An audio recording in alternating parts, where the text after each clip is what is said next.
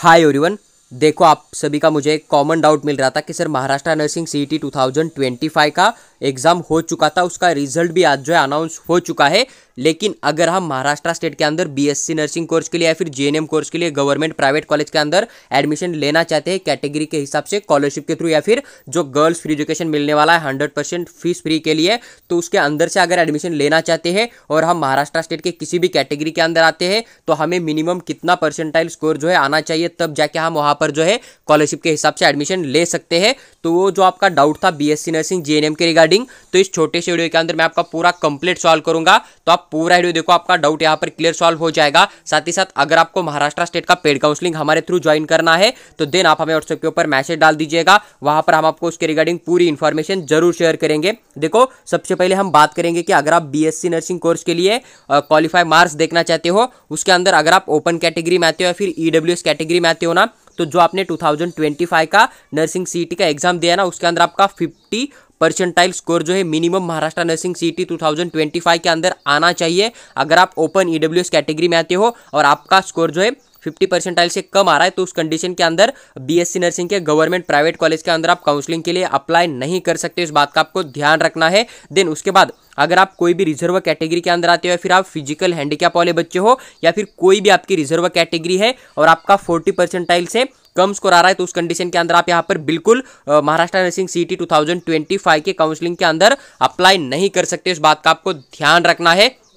तो आपका मिनिमम कितना स्कोर होना चाहिए? अगर आप रिजर्व कैटेगरी के अंदर से ओबीसी कैटेगरी या फिर आप फीजे कैटेगरी या फिर जो एनटी कैटेगरी होती है ना, एनटी के अंदर एनटीबी, एनटीसी, एनटीडी या फिर एसबीसी कैटेगरी या फिर एससी एसटी कैटेगरी, इन कैटेगरी के अंदर आते हो, फिजिकल हैंडीकैप हो या फिर इन कैटेगरी के अंदर आते हो, तो उस कंडीशन के अंदर आपका मिनिमम 40 परसेंटाइल होना चाहिए, तभी आप काउंसलिंग के अंदर पार्टिसिपेट करके सेमी गवर्नमेंट या फिर गवर्नमेंट कॉलेज को गर्ल्स फ्री एजुकेशन या फिर जो भी कैटेगरी का बेनिफिट रहेगा उसके हिसाब से एडमिशन ले सकते हो। और अगर आप ओपन कैटेगरी या फिर ईडब्ल्यूएस कैटेगरी में आते हो ना, तो मिनिमम आपका स्कोर जो है 50 परसेंटाइल होना चाहिए। और अगर आप जनरल कैटेगरी के स्टूडेंट हो और आपके पास फिजिकल हैंडीकैप का डॉक्यूमेंट है, तो आपका मिनिमम 45 परसेंटाइल मार्क्स होना चाहिए महाराष्ट्र नर्सिंग सीईटी 2025 के अंदर। इसका आपको ध्यान रखना है। अगर आपका इतना स्कोर नहीं बन जाता, अभी मैंने एक्सप्लेन किया ना उतना, तो देन उस कंडीशन के अंदर आप काउंसलिंग के अंदर पार्टिसिपेट नहीं कर सकते हो। देखो, अभी क्या होता है कि इतना क्वालिफाई कट ऑफ जो है अभी स्टार्टिंग के फर्स्ट से लेकर थर्ड राउंड तक होता है। अगर इतने क्वालिफाई कट ऑफ के ऊपर बहुत ज्यादा बच्चे नहीं रहेंगे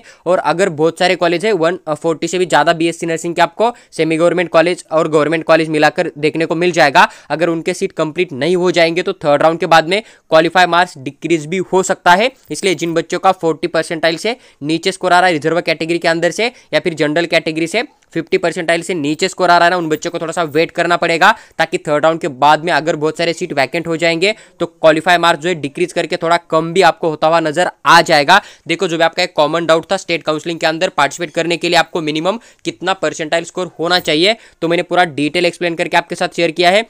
अगर आपको वीडियो अच्छी लगी हो तो लाइक कीजिए और चैनल को सब्सक्राइब करके हमारे साथ बने रहिएगा। साथ ही साथ काउंसलिंग क्या होती है, किस दिन क्या प्रोसेस करना होता है, काउंसलिंग फर्स्ट राउंड से लेकर लास्ट राउंड तक की हर एक प्रोसेस हम इसी चैनल के ऊपर आपके साथ वीडियो के माध्यम से अपलोड जरूर करेंगे। साथ ही साथ अगर आपको हर एक नोटिस पर्सनली चाहिए तो आप हमारा टेलीग्राम ग्रुप ज्वाइन करिएगा, वहां पर हम हर एक अपडेट आपको जरूर शेयर करेंगे। और आपको हमारा पेड काउंसलिंग ज्वाइन करना है महाराष्ट्र स्टेट के रिगार्डिंग बीएससी नर्सिंग एडमिशन के लिए गवर्नमेंट प्राइवेट कॉलेज के लिए, तो आप हमें व्हाट्सएप के ऊपर मैसेज डाल दीजिएगा, वहां पर हम आपको उसके रिगार्डिंग पूरी इन्फॉर्मेशन जरूर शेयर करेंगे। देन उसके बाद अगर हम बात करें जीएनएम कोर्स के लिए, तो उन्होंने यहाँ पर साफ साफ मेंशन किया है कि जीएनएम कोर्स के लिए महाराष्ट्र नर्सिंग सीईटी 2025 के अंदर एलिजिबिलिटी जो होता है ना, वो कोई भी यहाँ पर मेंशन नहीं है। तो इंडियन नर्सिंग काउंसलिंग क्या रूल बनाता है या फिर महाराष्ट्र स्टेट बोर्ड जो है ना नर्सिंग का, वो क्या रूल बनाता है उसके ऊपर डिपेंड रहेगा। यानी कि जब काउंसलिंग का ब्राउचर आ जाएगा, रजिस्ट्रेशन फॉर्म ओपन हो जाएंगे, उस टाइम आपको एक काउंसलिंग का ब्राउचर मिल जाएगा सीईटी सेल की तरफ से, तो वहां पर जो रूल लागू होगा वही रूल जीएनएम कोर्स के लिए आपको लागू होता हुआ देखने को मिल जाएगा। देखो, बाकी अदर चीजें भी होती है कि अभी एडमिशन के लिए क्या डॉक्यूमेंट चाहिए, काउंसलिंग के लिए क्या डॉक्यूमेंट चाहिए,